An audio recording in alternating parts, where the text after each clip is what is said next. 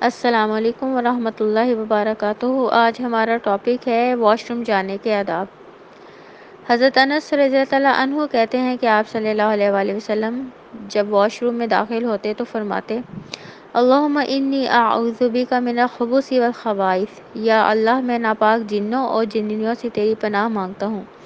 یہ بخاری اور مسلم دونوں کی حدیث ہے۔ تو اس حدیث سے پتہ چلتا ہے کہ واش روم جانے کے لیے اس دعا کو پڑھنا بہت ضروری ہے، کیونکہ یہ جن اور یہ جو ہوتی ہیں جنیاں، یہ زیادہ تر ناپاک جگہوں پہ رہتی ہیں، جیسے واش روم ناپاک ہوتے ہیں۔ تو اس طرح جب ہم یہ دعا پڑھ لیتے ہیں تو ہمارے ان کے درمیان اللہ تعالیٰ ایک پردہ حائل کر دیتا ہے۔ اس لیے اللہ کے نبی نے ہمیں یہ دعا سکھائی ہے کہ واش روم جانے سے پہلے ہم یہ دعا پڑھ کے جائیں۔ تو یہ دعا خود بھی یاد کریں، اپنے بچوں کو بھی یاد کریں۔ ابن ماجہ اور ترمذی نسائی میں ایک اور حدیث ہے کہ حضرت عائشہ رضی اللہ تعالیٰ عنہا سے روایت ہے کہ آپ صلی اللہ علیہ وآلہ وسلم جب واش روم سے باہر آتے تو غفرانک، یا اللہ میں تیری بخشش چاہتا ہوں فرماتے۔ واش روم میں اللہ تعالیٰ کے نام والی کوئی چیز ساتھ نہیں لے کر جانی چاہیے۔ حضرت انس بن مالک رضی اللہ تعالیٰ عنہ فرماتے ہیں کہ آپ صلی اللہ علیہ وآلہ وسلم جب بیت الخلاء میں جانے کا ارادہ فرماتے تو اپنی انگوٹھی جس پر محمد رسول اللہ تحریر تھا اتار دیا کرتے تھے۔ یہ ابو داؤد، ترمذی، نسائی اور ابن ماجہ کی حدیث ہے۔ اکثر خواتین نے چینز وغیرہ پہنی ہوتی ہیں، ان میں لاکٹ ہوتے ہیں جس پہ یا اللہ لکھا ہوتا ہے یا کوئی قرآنی آیات لکھی ہوتی ہیں، تو وہ واش روم آپ نہیں پہن کے جا سکتے، وہ آپ اتار کے جائیں گی باہر۔ تو جب آپ فارغ ہو کے آئیں گی تو باہر آ کے پہنیں گی، البتہ وہ واش روم نہیں پہن کے جایا جا سکتا۔ حضرت ابو ہریرہ سے روایت ہے کہ آپ صلی اللہ علیہ وآلہ وسلم نے فرمایا جب کوئی آدمی رفع حاجت کے لیے بیٹھے تو منہ یا پیٹھ قبلے کی طرف نہ کرے۔ یہ مسلم کی حدیث ہے۔ یعنی کہ اس میں ہے کہ کھلے میدان میں رفع حاجت کے وقت منہ یا پیٹھ قبلے کی طرف نہیں ہونا چاہیے، البتہ جیسے ہمارے گھروں میں واش رومز بنے ہوئے ہیں اور وہ واش رومز کی چار دیواری ہوتی ہے، تو اگر اس میں قبلے کی طرف واش روم کا رخ ہو جائے گا تو وہ پھر جائز ہے، کیونکہ وہ چار دیواری ہوئی ہے۔ لیکن اگر کھلا میدان ہے تو ادھر چار دیواری نہیں ہوئی ہے تو پھر حاجت پوری کرنے کے لیے اس بات کا ہمیں خیال رکھنا پڑے گا کہ ہم قبلے کی طرف منہ نہ کریں جب ہمیں ضرورت ہو واش روم جانے کی۔ حضرت عبداللہ بن عمر رضی اللہ تعالیٰ عنہما فرماتے ہیں کہ میں اپنی بہن ام المومنین حضرت حفصہ رضی اللہ تعالیٰ عنہا کے گھر چھت پر چڑھا تو میں نے آپ صلی اللہ علیہ وآلہ وسلم کو چھت پر رفع حاجت کے لیے بیٹھے ہوئے دیکھا۔ آپ صلی اللہ علیہ وآلہ وسلم کا منہ شام کی طرف اور پیٹھ قبلہ کی طرف تھی۔ یہ مسلم کی حدیث ہے۔ حضرت حفصہ بنت حضرت عمر بن خطاب، یہ حضرت عمر کی بیٹی تھی، اور حضرت عبداللہ بن عمر حضرت حفصہ کے بھائی تھے۔ تو ان سے یہ حدیث ہے کہ آپ صلی اللہ علیہ وآلہ وسلم نے ہمیں واش روم جانے کی اور اس کی ڈائریکشن بھی بتائی ہے کہ کس ڈائریکشن میں ہم نے رفع حاجت کے لیے جانا ہے۔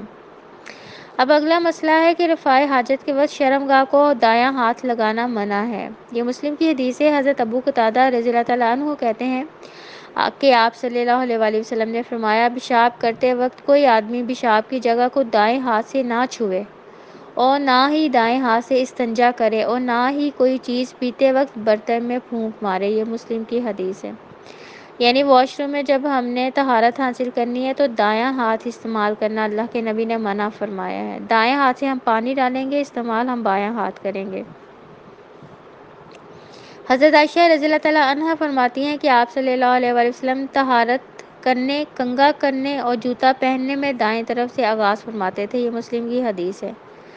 تو اس حدیث سے پتہ چلتا ہے کہ جس کام کا بھی ہم نے آغاز کرنا ہے نا، وہ دائیں طرف سے کرنا ہے۔ فرض کریں بالوں میں اگر کنگھی کرنی ہے تو دائیں طرف والے حصے سے شروع کرنی ہے۔ جوتے اگر پہننا ہے تو پہلے دایاں جوتا پہننا ہے پھر بایاں پہننا ہے۔ تو اسی طرح طہارت جو ہم نے کرنی ہے دائیں ہاتھ سے پانی ڈالیں گے مگر استعمال ہم بایاں ہاتھ کریں گے۔ راستے اور سائے کی جگہ میں رفع حاجت کرنا منع ہے۔ حضرت ابو ہریرہ رضی اللہ تعالیٰ عنہ سے روایت ہے کہ آپ صلی اللہ علیہ وآلہ وسلم نے فرمایا لوگوں لعنت کے دو کاموں سے بچو۔ صحابہ کرام نے عرض کیا یا رسول اللہ صلی اللہ علیہ وآلہ وسلم لعنت کے وہ دو کام کون سے ہیں؟ آپ صلی اللہ علیہ وآلہ وسلم نے فرمایا لوگوں کی گزرگاہ اور سایہ دار جگہ پر رفع حاجت کرنا۔ یہ مسلم کی حدیث ہے۔ اب ہمارے یہاں کیا ہوتا ہے، آپ باہر نکلیں ذرا، مردوں کو جہاں کوئی جگہ نظر آتی ہے تو وہ وہاں رفع حاجت کے لیے بیٹھ جاتے ہیں، وہاں سے لوگوں کا گزر بھی ہوتا ہے۔ اب اللہ کے نبی نے کیا کہا ہے، لعنت والے دو کاموں سے بچو۔ ایک تو لوگوں کی گزرگاہ کی جو جگہ ہے وہاں رفع حاجت کرنا منع ہے، دوسرا سایہ دار کوئی درخت کے سائے میں رفع حاجت کرنا بھی منع ہے۔ اگلا مسئلہ ہے گوبر اور ہڈی سے استنجا کرنا منع ہے۔ استنجا کرنے کا مطلب ہوتا ہے طہارت حاصل کرنا۔ حضرت انس رضی اللہ تعالیٰ عنہ فرماتے ہیں کہ آپ صلی اللہ علیہ وآلہ وسلم جب قضائے حاجت کے لیے تشریف لے جاتے تو میں اور میری عمر کا ایک دوسرا لڑکا پانی کا لوٹا اور برچھی اٹھا کر آپ صلی اللہ علیہ وآلہ وسلم کے ساتھ جاتے۔ آپ صلی اللہ علیہ وآلہ وسلم رفع حاجت کے بعد پانی سے طہارت حاصل کرتے۔ یہ بخاری اور مسلم دونوں کی حدیث ہے۔ اب اس میں مسئلہ ہے کہ گوبر اور ہڈی سے استنجا کرنا منع ہے، کیونکہ گوبر اور ہڈی یہ جنوں کی خوراک ہے۔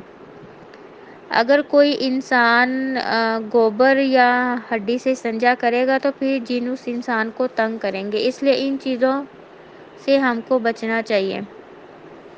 اب اگلا جو مسئلہ ہے کہ نماز سے قبل بیت الخلاء سے فارغ ہونا ضروری ہے۔ رفع حاجت کے وقت نماز کھڑی ہو جائے تو پہلے اطمینان سے رفع حاجت سے فارغ ہونا چاہیے۔ یہ ابن ماجہ کی حدیث ہے۔ حضرت عبداللہ بن ارقم رضی اللہ تعالیٰ عنہ کہتے ہیں کہ آپ صلی اللہ علیہ وآلہ وسلم نے فرمایا جب کوئی شخص بیت الخلاء میں آنے کا ارادہ کرے اور ادھر نماز کھڑی ہو جائے تو اسے پہلے بیت الخلاء سے فارغ ہونا چاہیے، یعنی اسے تسلی سے انسان کو فارغ ہونا چاہیے، نماز کے لیے جلدی نہیں کرنی چاہیے۔ اگلا مسئلہ ہے کہ رفع حاجت کے لیے پردے کا اہتمام ہونا بڑا ضروری ہے۔ حضرت انس رضی اللہ تعالیٰ عنہ فرماتے ہیں کہ آپ صلی اللہ علیہ وآلہ وسلم رفع حاجت کے لیے بیٹھنے لگتے تو زمین کے قریب پہنچ کر کپڑا اٹھاتے تاکہ بے پردگی نہ ہو۔ یہ ترمذی ابو داؤد دونوں کی حدیث ہے۔ تو اس لیے اگر واش روم، اب ہمارے یہاں تو پراپر واش روم بنے ہوئے ہیں نا، پہلے پراپر واش روم نہیں تھے، یا گاؤں وغیرہ میں لوگ ابھی بھی جب باہر کوئی اگر جاتا ہے ضرورت کے تحت تو اسے بھی ہمیں پردے کا جو خیال ہے نا وہ خود ہی ہم نے رکھنا ہے۔ حضرت جابر رضی اللہ عنہ فرماتے ہیں کہ آپ صلی اللہ علیہ وآلہ وسلم جب رفع حاجت کا ارادہ فرماتے تو بستی سے اتنے دور نکل جاتے کہ کوئی آپ کو دیکھ نہ سکتا۔ یہ ابو داؤد کی روایت ہے۔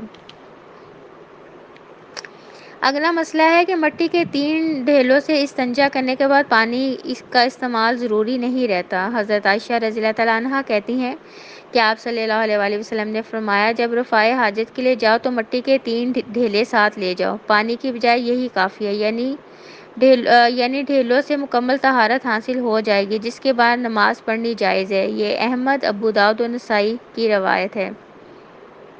استنجا کرنے کے بعد ہاتھ پاک کرنے کے لیے کلمہ شہادت پڑھنا سنت سے ثابت نہیں۔ حضرت ابو ہریرہ رضی اللہ تعالیٰ عنہ فرماتے ہیں کہ آپ صلی اللہ علیہ وآلہ وسلم جب بیت الخلاء کے لیے تشریف لاتے تو میں آپ کو پانی کا لوٹا یا چمڑے کی چھاگل لا کر دیتا۔ آپ صلی اللہ علیہ وآلہ وسلم استنجا کرتے اور مٹی پہ ہاتھ مل کر صاف کرتے، پھر میں آپ کو دوسرے برتن میں پانی دیتا تو آپ وضو فرما لیتے۔ یہ ابو داؤد کی حدیث ہے۔ ہمارے ذہنوں میں ہے نا کہ جب تک کلمہ نہیں پڑھیں گے شاید ہمارے ہاتھ پاک نہیں ہوں گے۔ کلمہ پڑھنا ضروری نہیں ہے، اگر ہم ہاتھوں پہ پانی بھی ڈال دیں گے تو ہمارے ہاتھ پاک ہو جائیں گے۔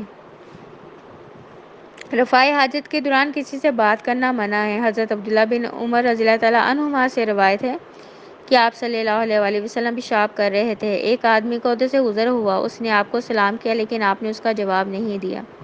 تو اس حدیث سے، یہ مسلم کی حدیث ہے، اس سے پتہ چلتا ہے کہ واش روم جا کے ہم نے نہ کسی کی بات کا جواب دینا ہے، نہ وہاں جا کے ہم نے بولنا ہے۔